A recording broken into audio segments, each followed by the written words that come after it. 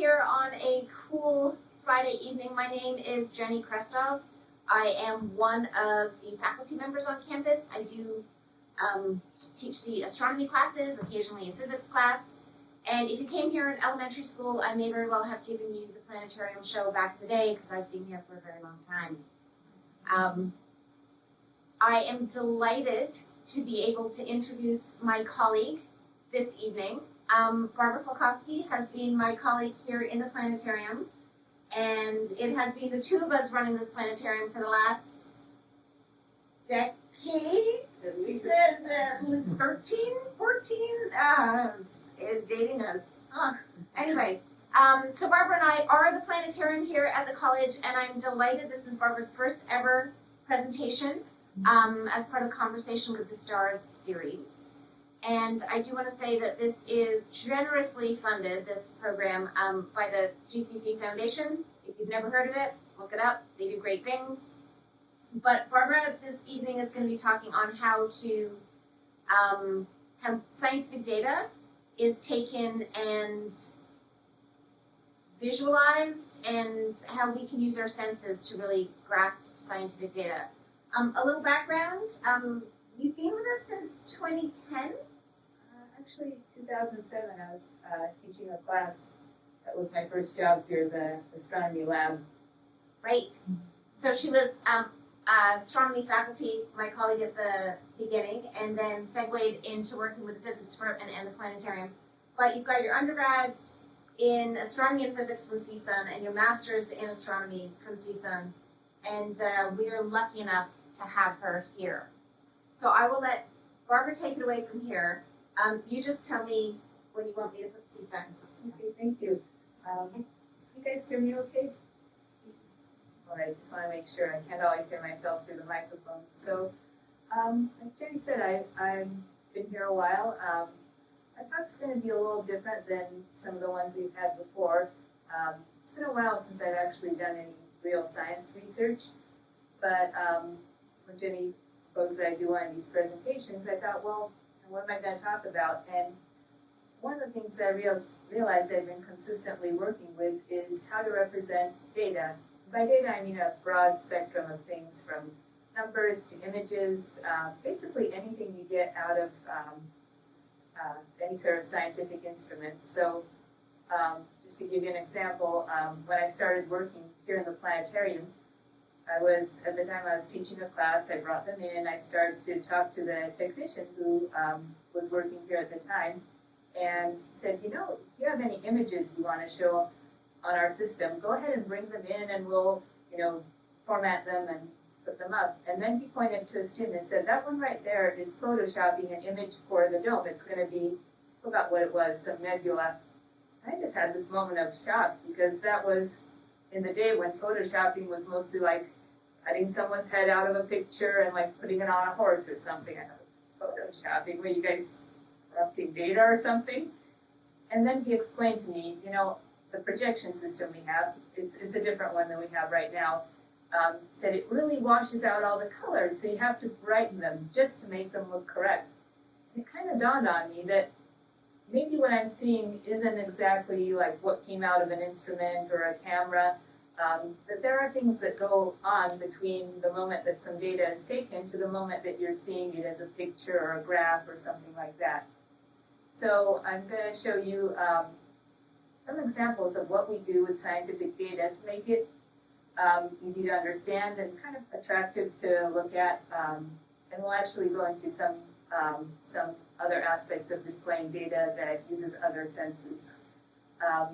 But let me start with, Jenny can help me turning off lights, and we'll lean back your seat so you can see our dome a little better. And our spectral tree is going to take a nap. It's okay, we can re-inflate it at the end. But we need to turn down the lights so we'll actually see the dome. So the presentation does take place on our ceiling. I will recline your seats so it is more comfortable for you to look up. And I'm going to be actually behind you because that's where our controls are. So turn down the lights, and if you look up there, that's a picture of what's called a nebula. So what happens is stars last a very long time, but eventually they run out of fuel. And when that's happening, they become kind of unstable and they can explode and blow off a lot of material. And that's what you're seeing up there. This was taken by a space telescope and then sent back to Earth. And just by a quick show of hands, how many of you think this is basically what people saw as soon as it came out of the telescope? Okay, doesn't look like anybody. I think I kind of introduced this well enough. No, it actually doesn't. When the data comes down from a spacecraft, it actually comes down more like this, zeros and ones, except a lot more of them. So, you know, when you look at that, it's like, wow, that doesn't look anything like a nebula. So if I want to represent some information, there's a lot of different choices of what you can do.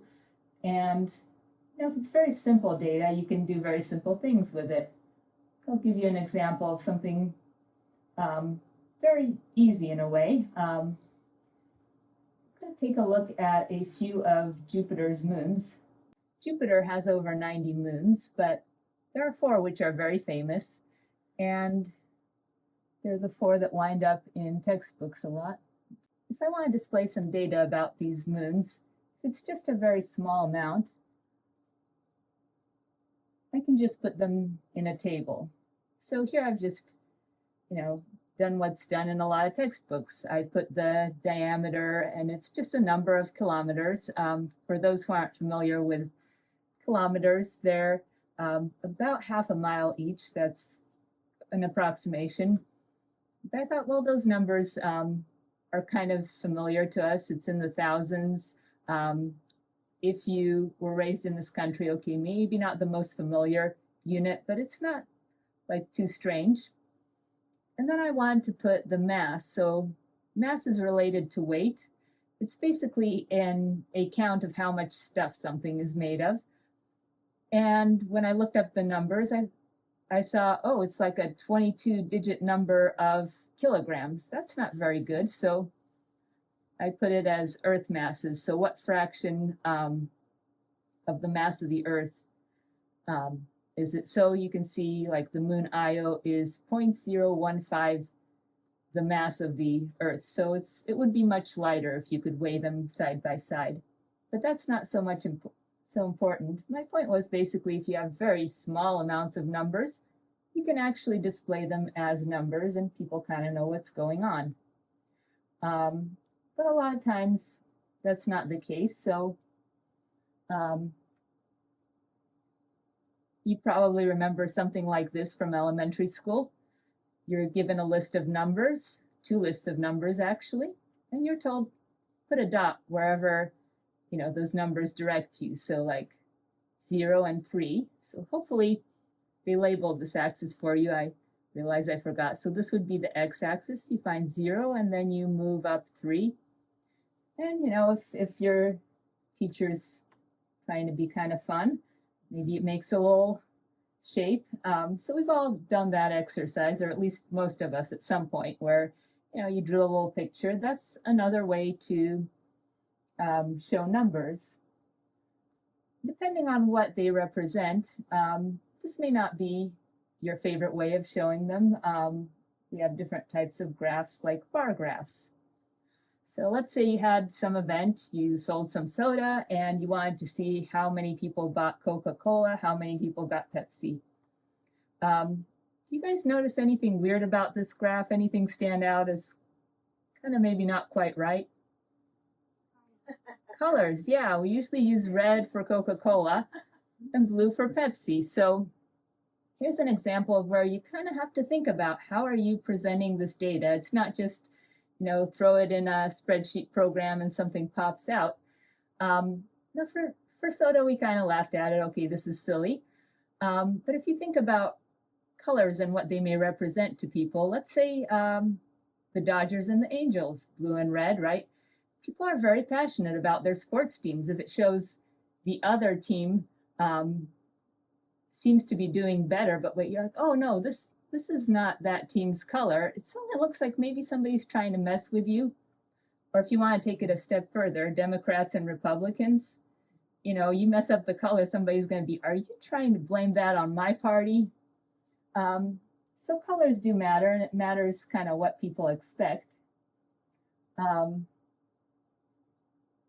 sometimes you have more data, so one way to deal with it is more graphs. But in this case, I actually I'm going to ask you a very simple question, which will turn out not to be simple. Is the graph on the left or the graph on the right more interesting? Any thoughts? Graph on the left is more correct, on the right is misleading. Exactly. So good. Somebody's Cognitive distortion.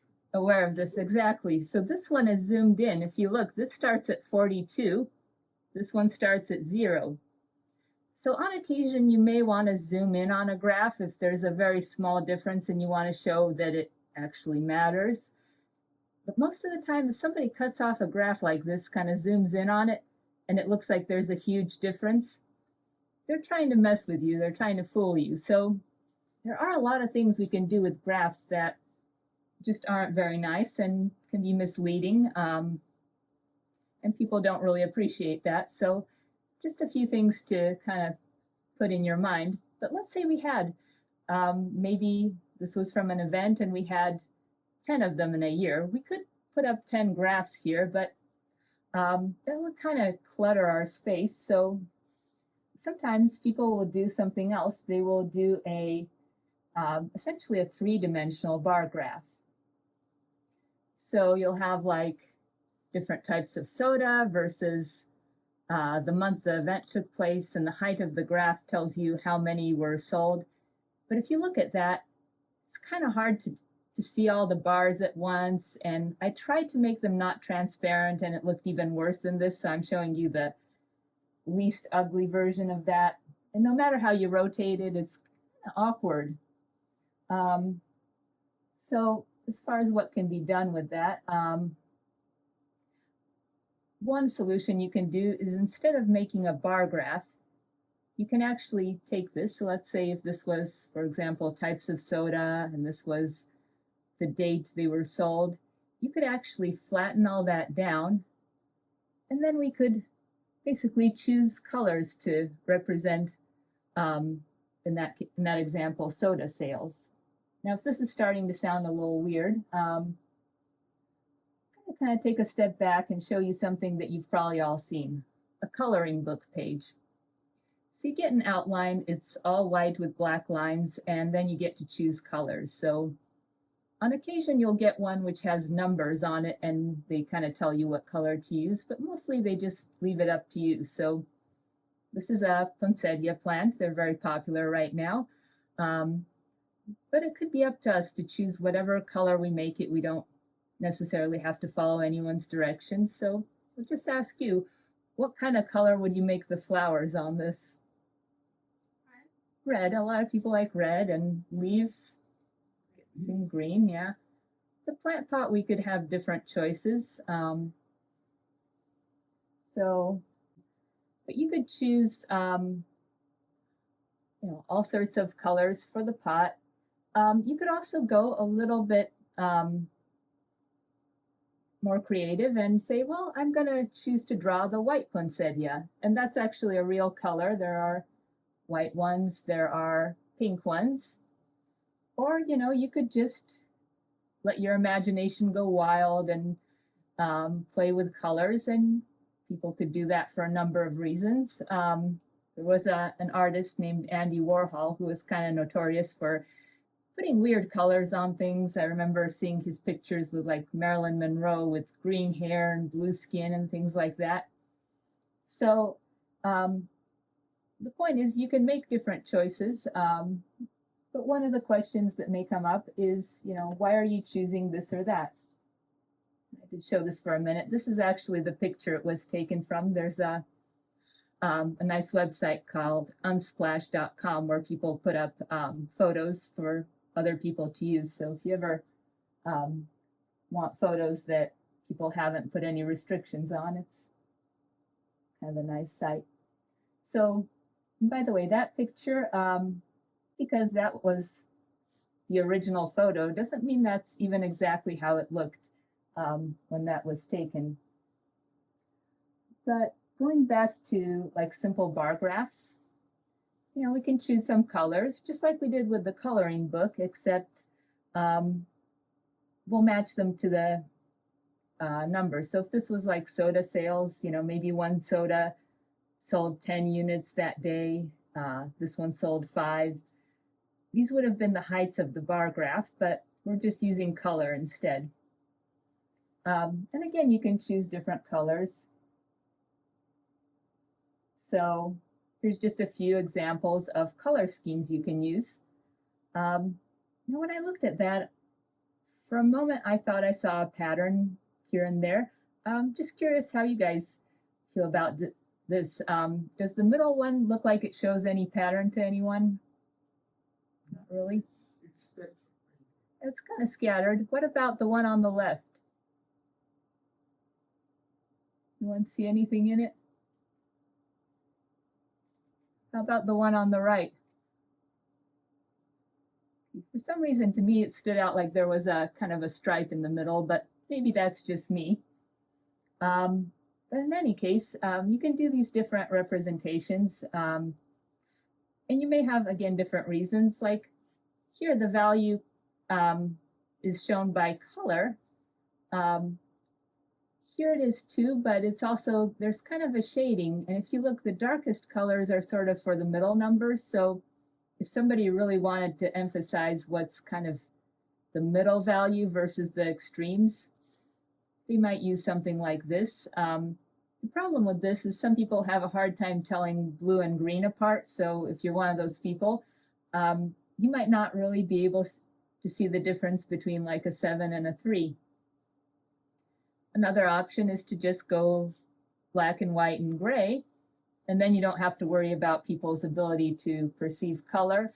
But then sometimes adjacent colors can look pretty similar. So there's a lot that goes into choices, but I've spent a lot of time talking about graphs, which really didn't have anything to do with science, but what you can do is basically just add more and more squares, and you will actually eventually get images. So this one is a combination of actually 2 pictures. Parts of it are from the James Webb Telescope, parts are from the Hubble telescope. But the thing is, this couldn't be exactly what those cameras took, because they don't see in the same, or they don't detect in the same wavelengths that we do. So what I mean is, like James Webb is basically an infrared camera. So if you've seen night vision cameras, that's basically what it's doing. So for us to see it, what it's seeing, it's basically sensing heat. So for us to see it, they had to kind of color code it. And that's actually nothing new. The space program is pretty much known for that. Actually, one of the first pictures of Mars came down as, you know, a series of numbers, and back then computers were really slow, and they were gonna create a picture, but it would take time. The scientists were so impatient, they just took a piece of graph paper and a box of crayons and painted the first image with crayons themselves. So that's kind of what goes on behind the scenes. Now that's one example. We actually have some pretty nice examples of different kind of layers of information you can add just to the sky above us. So this is one particular form of energy that's released by the hydrogen atom, known as H alpha. It has to do with the ionization of hydrogen. So, and I'm not really going to go into too much into why you would choose one particular type of usually invisible energy. In some cases, it has to do with like detecting where stars are versus where other materials are. Here's another form of hydrogen, but not ionized. Let's see. Now this is basically infrared. So this is like a night vision camera. It's basically sensing heat, showing you where the hottest parts of the galaxy are. And you'll notice there's kind of a band. This is what you see also. This is the part that you see when you look out at the Milky Way. So it's kind of telling you, well, there's a lot of stuff in this direction for one thing, because we're basically looking through the plane of the galaxy. But it's also telling you, hey, there's some warm stuff out here that normally doesn't show up. So besides stars and planets, we have a lot of gas and dust in our galaxy. So just by looking at these different types of measurements that our eyes normally can't pick up, we're able to basically see beyond what our eyes are able to see. And it's just a matter of kind of figuring out how to display things. Here's another similar map, and notice they're kind of using the same color schemes. This one shows you where carbon monoxide is, which basically shows you where there are clouds of material that have not yet formed into stars, so pretty useful. One more image I think is kind of neat. This is something called the cosmic microwave background. So what you're seeing here is like the oldest bit of energy we can see from our universe. So basically just after our universe got started, it's like what the scientists sometimes call the baby picture of the universe. And this is actually detected as microwaves. So microwaves, we always think of like microwaving popcorn. They're actually not by themselves very energetic. To invent the microwave oven, they had to do some pretty clever things. But generally speaking, microwaves are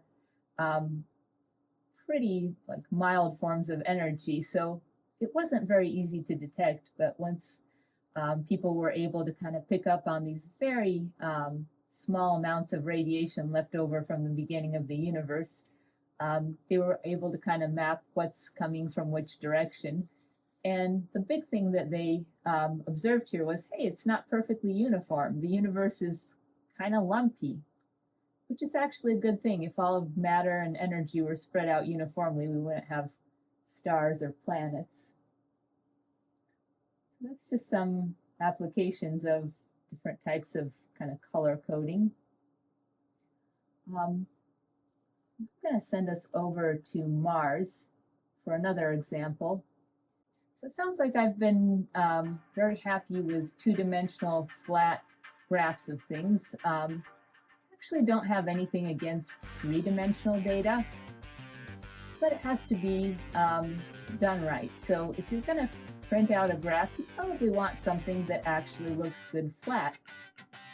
But it's like in here, you're able to fly around and look at things from different angles. 3 dimensions are wonderful. Like we're seeing a 3-dimensional image above us right now of the surface of Mars. But another thing that I want to bring up is we've been doing all this visual data representation, but what if your eyes just aren't that good? I mentioned some people are colorblind, but there's all kinds of things that can go wrong with your eyes, and no matter how well data is presented visually, you may just be kind of stuck not getting a very good view. So I want to actually introduce another way of, well, in a sense, displaying data. One of the cool things that I have been getting to do here on the college campus is to 3D print models. So I have these little red tiles, and a couple of them, in fact, this one has a printout of those canyons we just flew through. So what I'm going to do is I'm going to pass these around and encourage you guys to kind of go over them with your hands and see how that feels. And I probably will play that video maybe once or twice again so you can kind of compare what you're seeing to what you're feeling. So I'm going to go ahead and play that little video. So if you've had a chance to feel your way around the canyon and the volcanoes on Mars. You can kind of see how that what you felt may or may not match with what you've seen with something else. We have 5 senses, so we've used our eyes a lot, and we've used our sense of touch. But we have 3 more senses we haven't looked at all.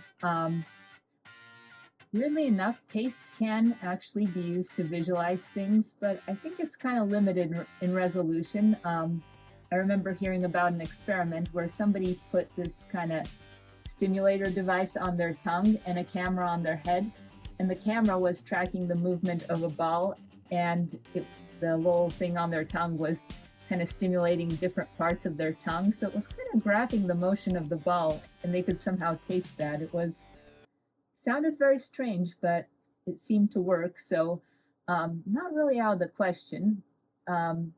Smell could be interesting. Unfortunately, there are a lot of things in space that don't smell so good, or at least on other planets. Like earlier today, we were talking about, well, there's a lot of methane on some of the gas giant planets, but methane is what comes out of the back end of a cow. There's also a lot of sulfur, like the atmosphere of Venus has a lot of sulfur. And if you think of smells that come out of sulfur compounds, things like rotten eggs. And smell has always been tricky to work with. I remember there was actually a company which made a movie, and it was in this format called Smell-O-Vision, and they had this fancy device that would let out scents into the movie theater, and unfortunately, they never thought about how to remove the scents. So, you know, maybe you got some perfume first, then some garlic, then some gasoline, then something else, and by the end of the movie, the whole room smelled absolutely horrible. So people never went back to that, but who knows, maybe someday somebody will make that work.